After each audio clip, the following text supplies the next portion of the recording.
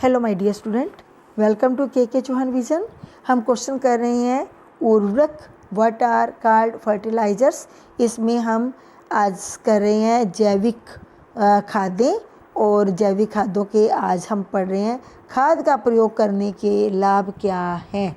ठीक है, what are the benefits by utilising manure. ठीक है, खाद हमने पढ़ा ना, कंपोस्ट खाद पढ़ा हमने, हरी खाद पढ़ा।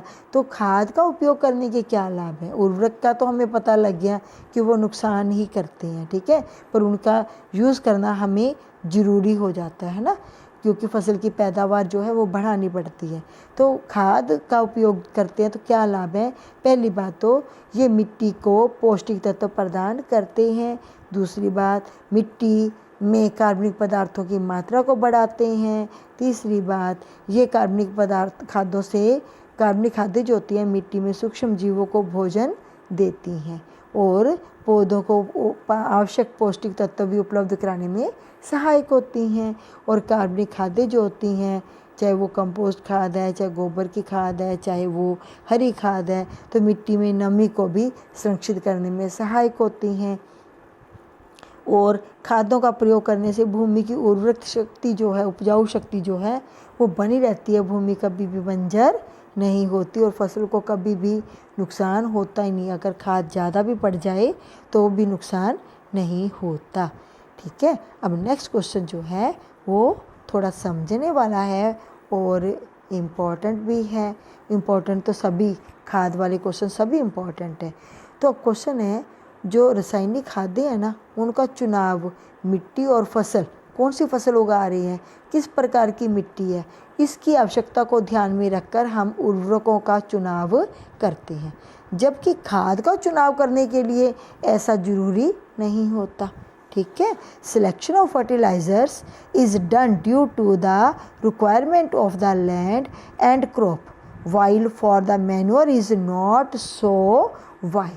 ठीक है, तो देखो जो रासायनिक उर्वरक होते हैं वो तो हमें पता है ना, या तो फास्फोरस वाले होंगे या नाइट्रोजन रिच वाले होंगे या फिर पोटेशियम रिच वाले होंगे। ठीक है, अब हम देखेंगे कि हमने कौन सी फसल उगानी है। ठीक है, और हमारी मिट्टी कैसी है। ठीक है, और हमारी मिट्टी कैसी है, इसको हम देखते हुए इसका उर्वरकों का उपयोग करेंगे। ठीक है, जबकि खाद के लिए ऐसा कुछ करने की ज़रूरत नहीं होती। तो प्रत्येक उर्वरक में कोई ना कोई वृहत पौष्टिक तत्व पाया जाता है, या ये। मृदा में किस पौष्टिक तत्व की कमी है, इसका पता लगाने के बाद ही हम मिट्टी उर्वरक का उपयोग करेंगे। अब मिट्टी में किस प्रकार के पौष्टिक तत्व की कमी है, इसका पता हम कैसे लगाएंगे, मिट्टी की जांच करके ही पता लगा सकते हैं। दूसरी बात, प्रत्येक तरह की फसल के लिए पौष्टिक तत्वों की आवश्यकता भी भिन्न भिन्न होती है। जैसे अनाज की फसल के लिए, जैसे गेहूँ उगाना है आपने, ठीक है, वीट उगाना है, तो नाइट्रोजन वाली खाद हमें चाहिए। जबकि हमने मटर की फसल उगानी है, दाल की फसल उगानी है, राजमा उगानी है, तो उनको नाइट्रोजन की तो ज़रूरत नहीं है, उनको फास्फोरस या पोटेशियम वाली इनकी ज़रूरत है। तो इसलिए उचित प्रकार के उर्वरकों का चुनाव हम मिट्टी और फसल की आवश्यकता को ध्यान में रखकर ही कर सकते हैं। दूसरी ओर जब खाद का प्रयोग करते हैं तो ऐसा कुछ भी करने की ज़रूरत नहीं होती। तो पौष्टिक तत्व अगर कम मात्रा में है चाहे ज़्यादा मात्रा में है मिट्टी में, अगर हम खाद का प्रयोग करते हैं तो इसके लिए हमें मिट्टी की जांच करने की या फसल की जांच करने की ज़रूरत नहीं होती। तो खाद में पौष्टिक तत्व, सभी प्रकार के पौष्टिक तत्व कम मात्रा में होते हैं, पर होते सभी प्रकार की हैं। और जैविक पदार्थ अधिक मात्रा में पाए जाते हैं। इसके अधिक प्रयोग से हानि भी नहीं होती, जबकि उर्वरक के अनावश्यक प्रयोग से, ठीक है, लाभ के स्थान पर हानि भी हो जाती है। तो ये क्वेश्चन था हमारा, प्रत्येक उर्वरक में कोई ना कोई वृहत पौष्टिक तत्व होता है। मृदा में किस पौष्टिक तत्व की कमी है इसका पता लगाना जरूरी होता है, और ये मृदा की जांच करने के बाद ही पता चलता है।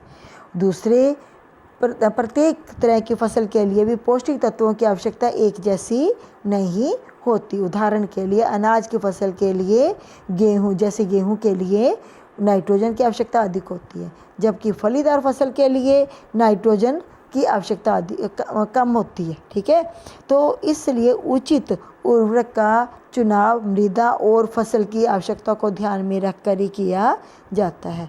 दूसरी ओर खाद में और पौष्टिक तत्व जो है वो कम मात्रा में होते हैं, इसमें जैविक पदार्थ अधिक मात्रा में होते हैं, इसलिए अधिक प्रयोग से हानि नहीं होती, जबकि उर्वरक के अनावश्यक प्रयोग से लाभ के स्थान पर हानि भी हो जाती है। तो ये था आज का हमारा क्वेश्चन, यह भी टॉपिक चल रहा है और अगला पार्ट देखने के लिए आप मेरी नेक्स्ट वीडियो देखना। Thanks for watching this video.